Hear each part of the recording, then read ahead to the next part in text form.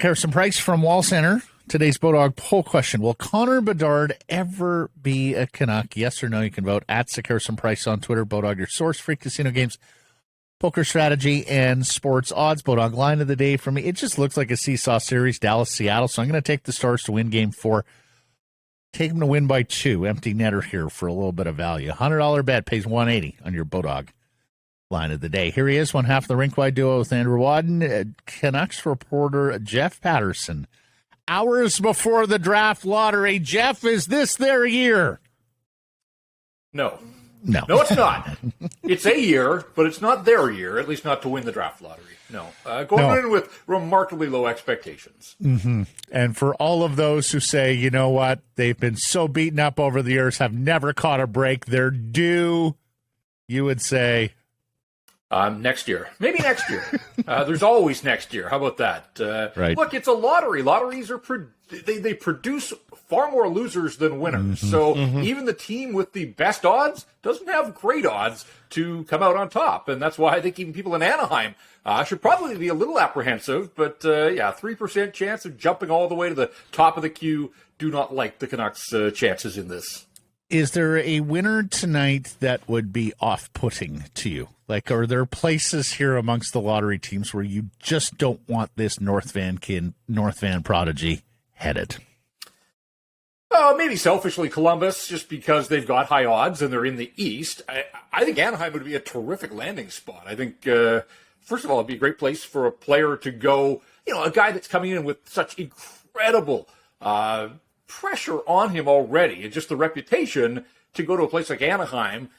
I think you could ease your way into a National Hockey League career with a bunch of other young players. Their prospect pool is stacked on defense, but they don't have really a grade A up front. Mason McTavish was a 3rd overall pick a couple years ago, but I think Anaheim, a great place to live and settle down as you make your way into the National Hockey League. And I think you can say the same thing about San Jose, in fact. So I guess selfishly, to keep him in the Pacific Division, maybe the Canuck fans don't want him in the Pacific, but as an observer of the game and with his parents here, not too far from my North Vancouver home, they'd probably like him on the West Coast as well. So I don't know. I guess kind of in my mind as I've played this through, I kind of hope the lottery balls do go according to form. I think Anaheim would be a great landing spot for him. Zegras and Bedard would be the Showtime Lakers. Like, honestly, I don't know that you could get much more creativity than those two on one team. Yeah, that would be pretty good, no doubt. And again, I'm not sure a defenseman around the National Hockey League would say that as those two evolve and become the players that I think the Ducks would hope they would. But we're getting ahead of ourselves a little bit. But yeah, I mean, absolutely a dynamic duo in the making. It's a draft that probably could do with some tweaking in terms of the odds. I also believe it would be more fun if there was more chance for jumbling, Jeff. Like, there's only the 2 draws. We know where the Canucks are likely to pick. Wouldn't it be fun if there was a handful of draws where the Canucks could end up picking 7th? They could end up picking 6th, but, those opportunities aren't there. I wonder if people would be a little bit more interested in this day if there was jumbles, like if a bigger opportunity for you to slot in any number of positions based on the odds. Yeah, I think there probably is some room for creativity with the draft lottery and the way it goes. And look, we have hosted these draft lottery parties before. I think of one at the Pint, and the great letdown, the minute that Bill Daly flips the Canucks card, people are headed for the exits. They want to settle up their tab and get out of there. And then you're left with what? Just, the rest of the proceedings. So you're right. I mean, it still will be Bill Daly flipping cards, but if the Canucks had a better chance of moving around a little bit and it wasn't just 1 or 2 or bust sort of, I'm down with that. I'd have to give it a little more think. But, I mean, look, I'm all for chaos. These are all teams that missed the playoffs and missed the playoffs by a considerable margin. They could all use a boost. So, I think I'd be okay if you wanted to introduce something like that into the proceedings. Teams would find a way to spin it positively. Like, we didn't win first overall, but we moved up 4 spots. We're in the 7th. Like, there would be victories claimed, even in loss. More winners than losers on this day, which right now it's 10 losers and 1 winner. That's exactly right, yeah. Mm-hmm. Where do you want to go next? With the 10th pick in the draft, the Vancouver Canucks. Waitress! Pretty much. We're out of here. We've all lived through that. Yeah, a couple of times. Is there a market that you think the NHL would like to see Connor Bedard? Oh, I'm really curious to see the reaction if he winds up in Chicago. An original six team with the storied history and yet the recent history. And they traded Patrick Kane away. It looks like Jonathan Toews is at the end of the line. Like, talk about an heir apparent. But we know that there's a lot of backlash still against the Blackhawks and the way that they operated and sort of circled the wagons when it came to Kyle Beach. So I don't think that would be a popular landing spot. But at the same time, I think the Blackhawks are one of those franchises. The league always wants a strong franchise in Chicago. And certainly it would allow them perhaps to apply a fresh coat of paint. I mean, you can't hide from your past, but it might be a way to turn a page there. So do I think the league wants him to go there? No. But I think it would present a fascinating storyline, and I really would be intrigued by the reaction. Obviously, they'd be excited in Chicago, but the rest of the hockey world may sort of frown on that. You know, Montreal is still in the mix. Obviously, they won the draft lottery last year.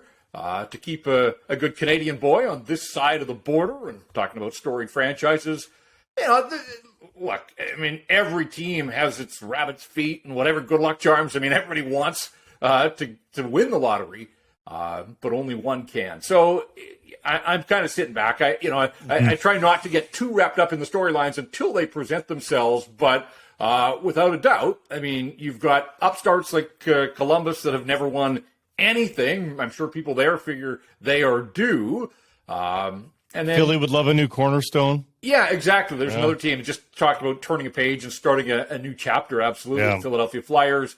You know, wouldn't it be something, I guess, when we talk about passing the torch, the Washington Capitals. In fact, when Andrew and I did our Tankathon simulator last week, the Capitals were the first winner. Ovi's not done yet, and he won't be done until he reaches his piece of history, but wouldn't that be something if Connor Bedard could wind up in Washington? So there are some juicy storylines. There would be every year, but particularly this year. And of course, the other part to this is, you know, the teams that finish second and third, I wouldn't call those teams losers. In this year, it looks like there are at least three guys that would be first overall picks in a lot of years. So such a top-heavy draft this time around. Yeah, there's going to be some disappointment for the teams that don't wind up with that first overall pick, but kind of harkens back to 2015 with McDavid and Jack Eichel.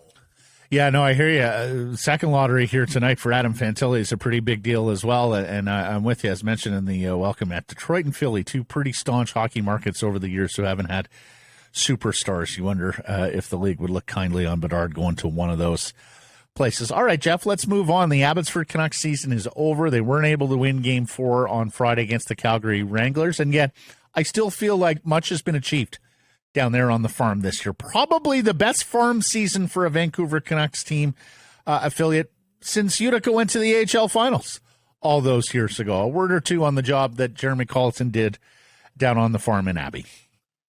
Yeah, I would agree with you. I think organizationally, by my count, 16 different guys touched both Abbotsford and Vancouver this year. So, you know, that's what you want from a farm system. And certainly having it geographically as close as it is, I think that allowed the Canucks to tap into the farm and get guys up here. Obviously, there were injuries that forced their hand a little bit. Just when I look back at Game 4 on Friday night, it looked like Abbotsford got the short end of the stick on an icing call that led to a face-off that then produced Calgary's tying goal at 2-2. So certainly there was some disappointment in that regard. But the Abbotsford Canucks took a lead to the third period in Games 2, 3, and 4, and only got the job done in game number 3. So I think they're going to be kicking themselves a little bit there. Power play went 1 for 18 in the series. They scored more shorthanded goals than they did power play goals in the 4 games against the Calgary Wranglers. And I guess I am a little surprised. And look, Jeremy Colleton's the coach. He gets the final say. He had been rotating those goaltenders, and he elected to break the rotation and go with Spencer Martin in games 3 and 4. You're leaving your team MVP on the bench. And this isn't a knock on Spencer Martin. I just think for the organization long-term, getting Artur Silov's elimination game action, putting him in those high-stakes situations, I think would have been good for him and for the hockey club, things for him to draw on in the years to come. So Colleton made the decision, but he's also got to live with it, and I think he opens himself up a little bit to did he make the right call by not going with his MVP, by breaking this rotation and coming back with Spencer Martin. They didn't lose because of Spencer Martin, but I just wonder a little bit about the wisdom of leaving Artur Silovs on the bench aside from the one game. And in the one game, it sounded like he was pretty good. That was game 2 of that series. Ultimately, hey, the better team won. The Calgary Wranglers, the top team in the American Hockey League. The Canucks' best players didn't really find their way onto the score sheet, but I think Calgary had something to say about that. But 4 one-goal games, it was a heck of a series. The one game that I got out to on Wednesday night, terrific entertainment. The building was rocking, and it really does feel like, the first year out in Abbotsford last year, a little bit of a feeling out process for people in the Fraser Valley that had been burned by the whole Abbotsford Heat experiment. I think they had to draw the fan base back. They took a quantum leap in that regard. Like, this is their team now, and they're behind it. Sure. They can support it. And at the big league level, they've done enough turning over and roster churn that there are some prospects now in the system. So I do think that, there are some legitimate things to get excited about moving forward now with the farm team an hour away. Absolutely, Jeff. You hit it. It is now Abby's team, much like we're saying about the Kraken at Climate Pledge Arena, that you're taking foothold, you're grabbing some fans here. I think Abbotsford did that, plus a ton of great individual stories there. I mean, Höglander, the defenseman of the year in the AHL, looks like he might be a late bloomer NHL player. Carlson, pure prospect coming in, 24 goals. Höglander redeemed himself a little bit with a good showing there. Even Klimovich had his moments there. So there was that was a marvelous season. Period. Full stop for the Abbotsford Canucks. I think Nils Höglander has absolutely revitalized his stock here with the Vancouver Canucks. He should have, at the very least. 6 points in 6 playoff games. Penalties were too much. He's got to stay out of the box for sure. But the fact that he was able to execute and perform at a rate that far exceeded his regular season rate, that has to have caught the eye of management down there, Jeff. Yeah, you'd think so. I wonder, again, just how cap-strapped the big league team is. Is there a spot for him on the roster, or does he become some sort of sweetener to move off a contract here in the offseason? So I do think there are some moving parts at play. Yeah. But whatever the case, yes, I think he has shown that, he's better than the American Hockey League, with all due respect to the AHL. I think he's one of those guys that deserves to play in the National Hockey League. And you're right, he opened the scoring for Abbotsford the other night. A few too many penalties along the way. Linus Karlsson had just the one goal in the playoffs after leading the team in scoring in the regular season. You would have liked to have seen a little bit more there, but his first taste of playoff hockey at this level and in this league. And the other thing, too, is Aatu Räty scored that late goal in the opener that forced overtime and then got injured and wasn't available the rest of the way. Vasily Podkolzin was down there skating, but that hand injury he suffered late in the season with the big league Canucks prevented him from playing. And the organization made the decision. They had papered Phil DiGiuseppe down, and then he and his wife had a baby right at the end of the NHL season, and they felt that he had done enough. Plus, there were waiver considerations. So imagine if you had been able to inject Aatu Räty, Vasily Podkolzin, and Phil DiGiuseppe. Those were 3 nice pieces for Jeremy Colleton. But I think Colleton did a terrific job down there. I do think he was the right guy for that job. I think it was a terrific hire by the Vancouver Canucks. And look, there are now 5 NHL head coaching openings around the league after the weekend in New York with Gerard Gallant.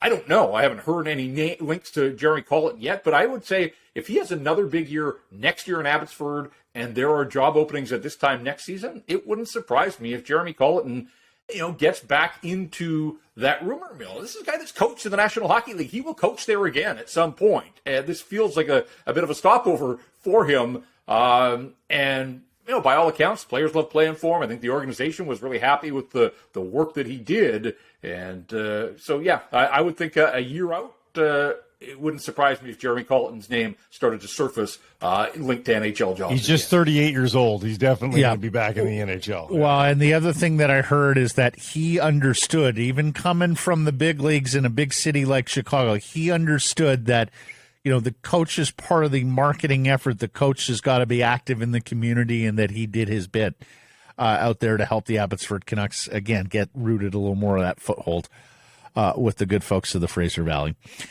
Jeff, could be a very exciting day. So thank you for your time here today, and we'll catch up with you tomorrow. All right, guys. Thanks.